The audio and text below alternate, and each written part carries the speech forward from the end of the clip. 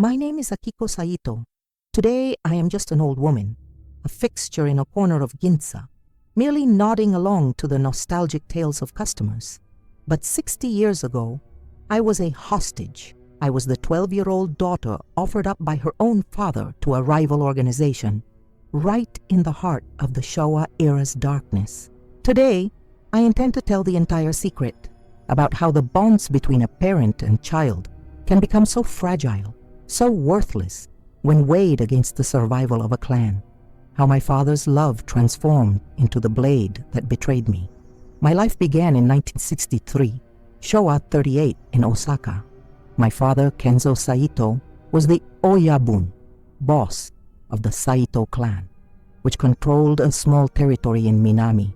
I was his only daughter. The clan members called me Oju, young mistress, and I was raised wanting for nothing. To me, my father was an absolute protector, the strongest and kindest man in the world. I never doubted it, until that day. In 1975, Showa 50, the summer I turned 12, Japan's high-speed economic growth was at its peak, but the brighter the light, the deeper the shadow. My father's clan was being left behind by the times. The old Ninkyo chivalrous code ways alone could no longer generate new business, shinogi. In his desperation, my father reached out for a major job smuggling stimulants on the Hong Kong route, relying on the power of the Inamurakai, a massive organization from Kanto that was at the time overwhelmingly powerful. It all began with the failure of that job. The shipment was seized by the police, the Marubo anti-gang squad, at the port in Yokohama. All of it. 500 million yen. A sum my father could never repay, even if he worked his entire life. August 23rd. My 12th birthday celebration had just ended. That night, several black cars pulled up to the small Saito clan office. The head of operations for the Inamurakai, a man known as Kido the Demon, sat down silently across from my father. The demand was simple and cruel. Get the 500 million in 1 month. If you can't, it's your head, or... Kido's gaze shifted, finding me trembling in the back room. We will take that girl as collateral, danbao, kata, hostage, a pawn. I had become an object. I was placed on a scale, weighed against the survival of the pathetic little empire my father had built. My father didn't betray his organization. He chose to hand me over. I still remember the roars of the executives in my father's study that night. But it was my father's calculated silence that sealed my fate. He was looking at me. Through his tears, he was appraising the value of the asset that I represented. On our last night, my father held me and repeated, "It's only for a little while, Aki, and I'll come for you. I swear I will. You're my treasure." That was the last lie I ever heard from him. My departure was a ritual, the handover of me, the commodity. My father shook the hand of the man who had bought me and bowed deeply. At 12 years old, I understood that his tears were not from the sorrow of losing me, but from the relief of having saved his organization. This is the confession of what price a father's love fetched in a world where money weighs more than blood. And it is the long, long story of how that despair remade me as a human being. Until that day in 1975, I had lived as the Oju of Osaka. My father, Kenzo Saito, was a man who had risen from nothing in the post-war chaos. He was an old-school Yakuza. He valued duty and humanity, jingi, helped the weak, and donated more than anyone at the local festivals. The clan members called him Oyaji, father, and truly adored him. And I was the sole princess of that empire. Our home was a 3,000 tsubo, approximately $10,000 square meter, Japanese estate. Koi swam in the garden pond, and the storehouse, kura, was filled with antiques my father collected as a hobby.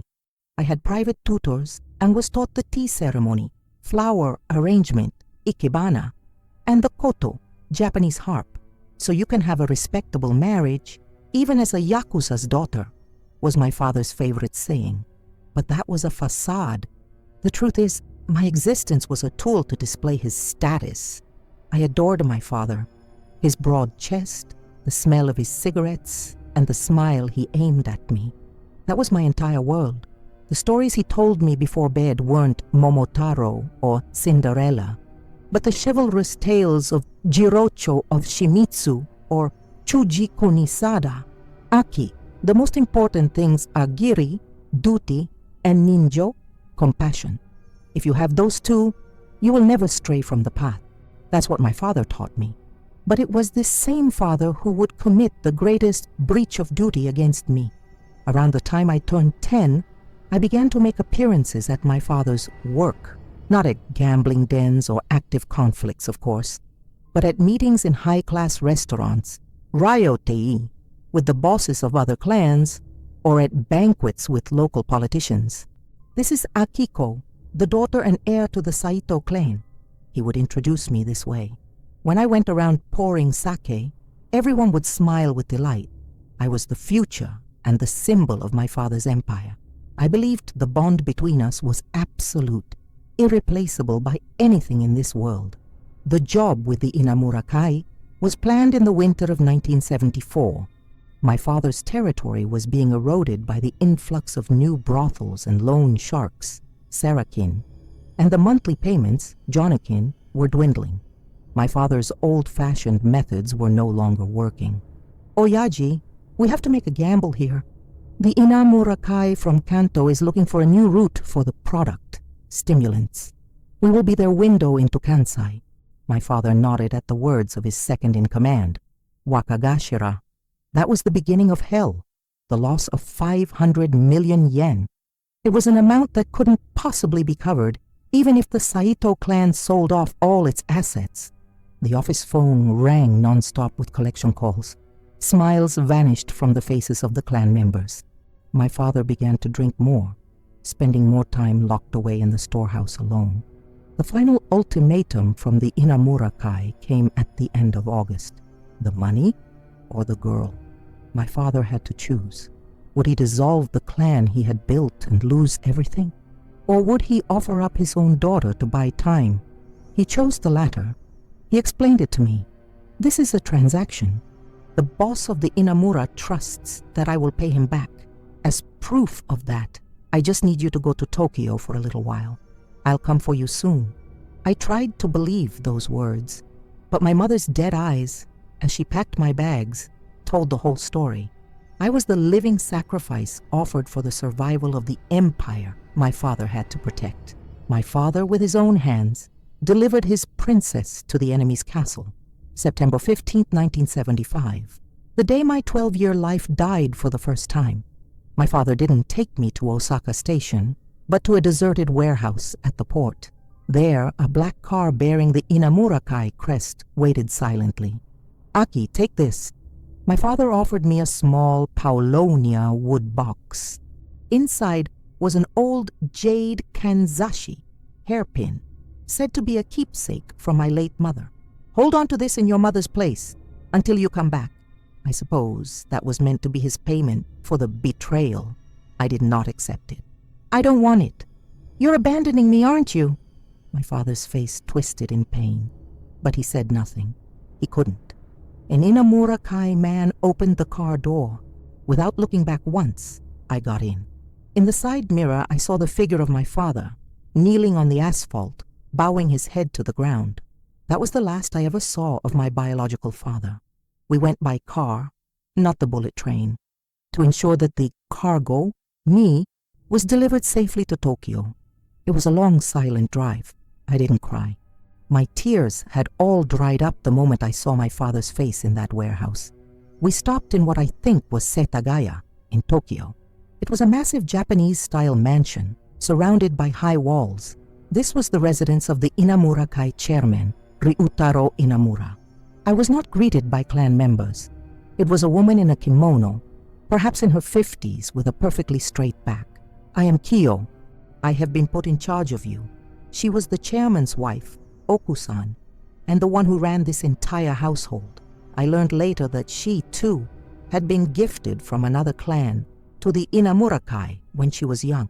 There are two rules here. First, you will not take a single step outside without the chairman's permission. Second, as of this moment, you will forget everything about Osaka. I was given a 6-tatami mat room in an annex. From the window, I could see a meticulously cared-for garden, but the walls surrounding that garden were as high as a prison's. I will not call you Oju anymore. From today, you are a dependent, Isuro, of this house, and your name is not Akiko. It is Aki, understood? Kyo's words were as cold as ice. That first night, I couldn't sleep. The distant sound of a shishi odoshi, bamboo deer scare-up, echoed all night, cutting into my nerves. I knew my father's promise. I swear I'll come for you was a lie. I had been sold. Until the 500 million yen debt was repaid, I was the property of this house. And I also knew my father was never going to be able to repay 500 million yen. I was never getting out of here. Despair slowly began to numb me. Hatred for my father, pity for my mother, and terror of my own fate. All of it, along with the sound of that bamboo clacking, slowly receded. I learned to kill my emotions. It was the only way I, at 12 years old, found to survive in this world. Life at the Inamurakai estate was a prison, and at the same time, a school.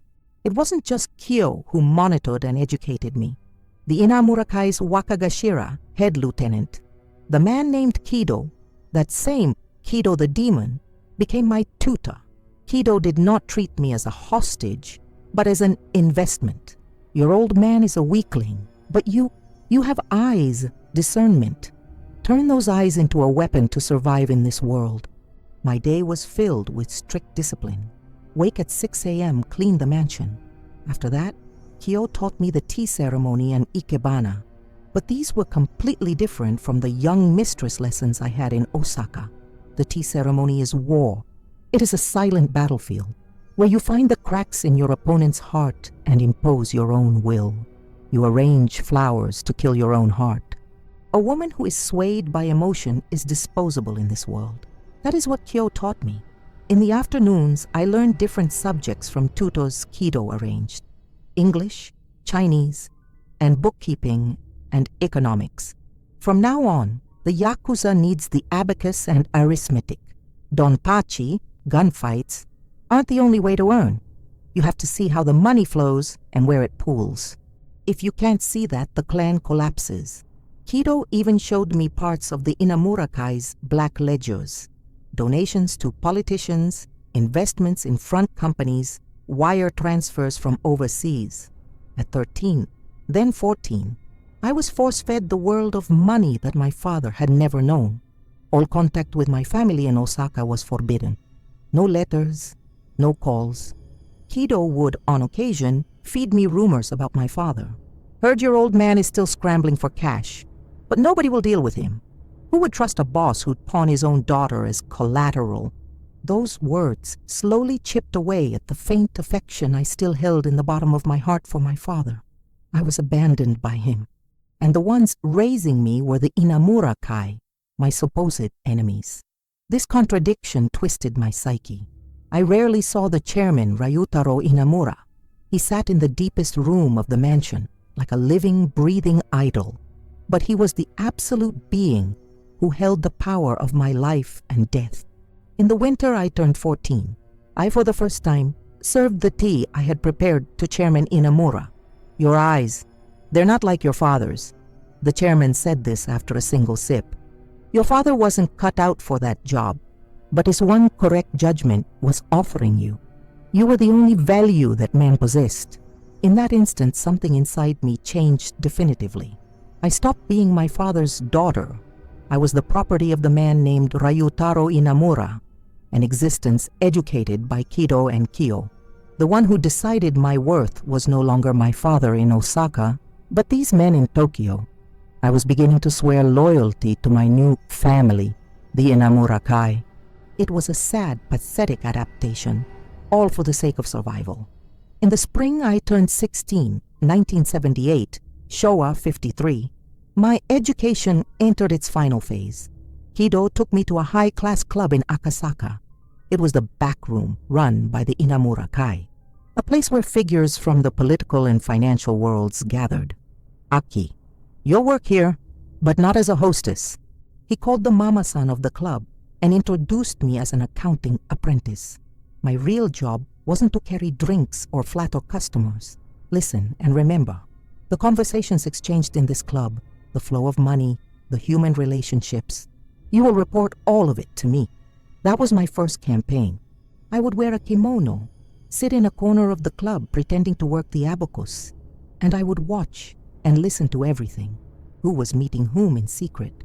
Which politician was taking bribes from which construction company? Which bureaucrat was infatuated with which woman? I learned to use information as a weapon. My first target was a young bureaucrat from a certain ministry. He held the key to a public works project the Inamura Kai wanted to advance, but he stubbornly refused to approve it. Kido did not tell me to use force. What would you do? I had noticed that the bureaucrat was obsessed with a specific hostess at the club, and also that he was spending an amount of money impossible for a public servant. I gathered evidence that he was taking money from another corporation. I called the bureaucrat into a private room. It was the first time I faced a customer one-on-one.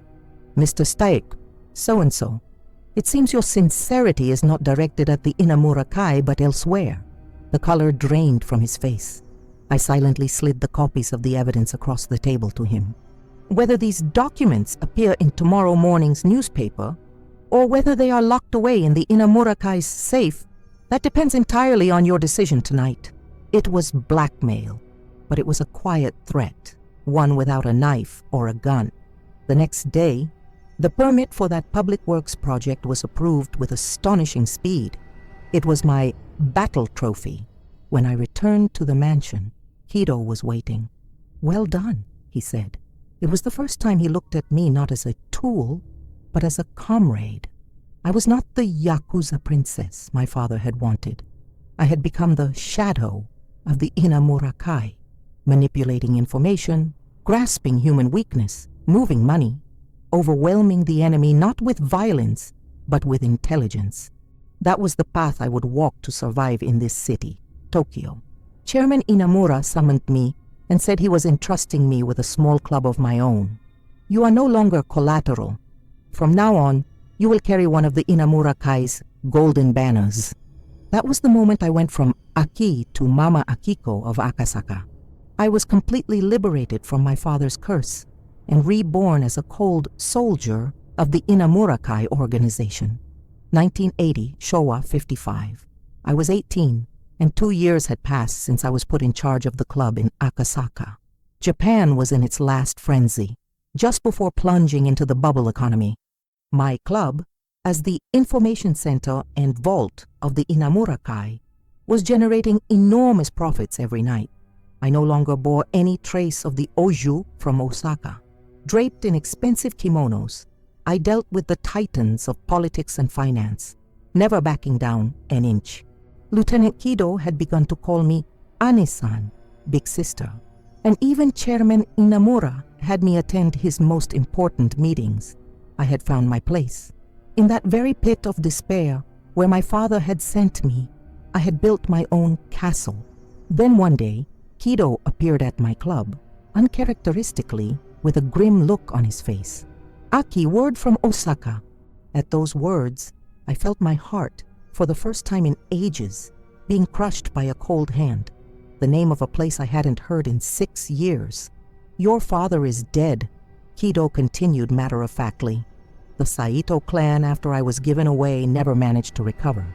The dishonor of being the boss who gave his daughter as a hostage had stripped my father of everything. His members scattered and his territory was completely carved up by other clans. My father died of illness.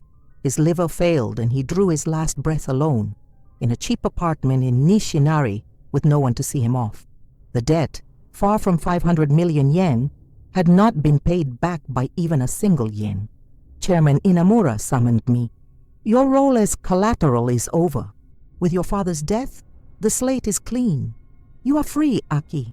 Go back to Osaka, become a civilian, katagi. Do whatever you want.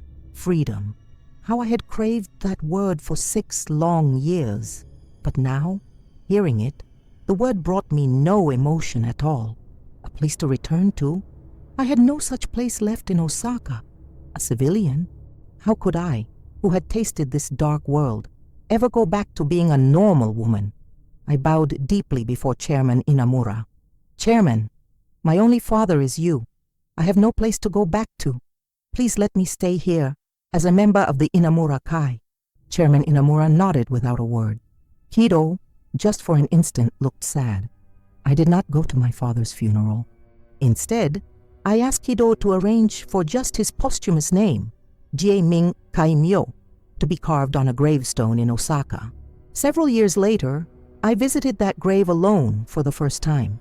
The sky in Osaka seemed wider and paler than in Tokyo.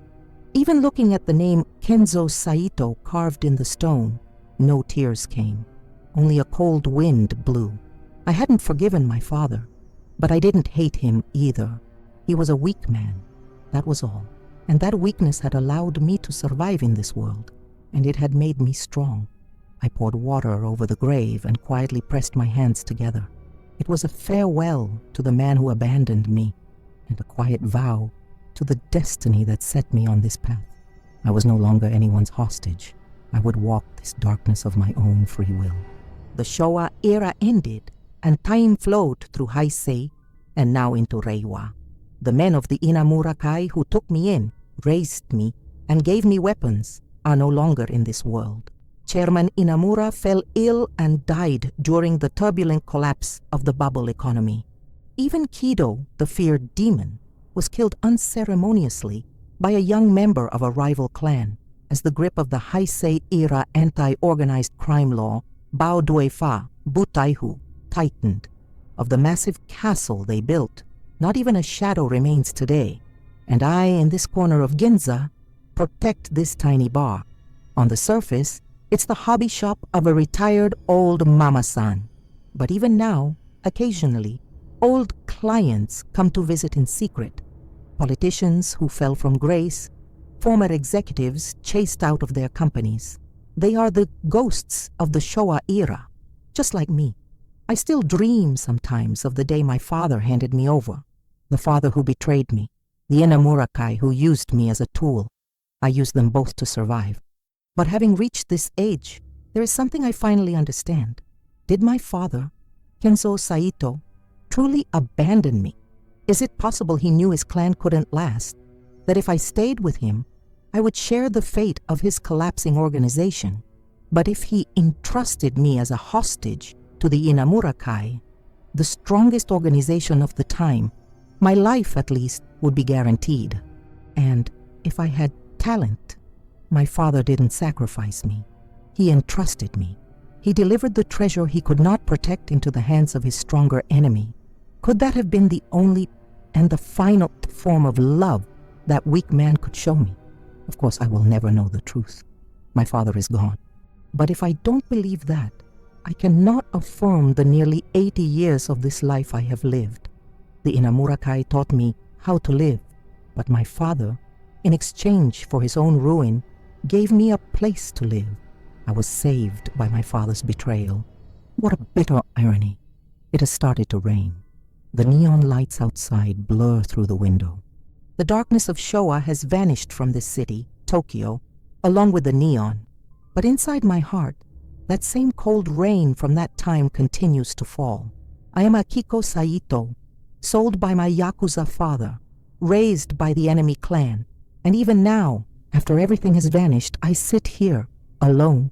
This is my confession about how I survived this Showa era, stained with blood and betrayal.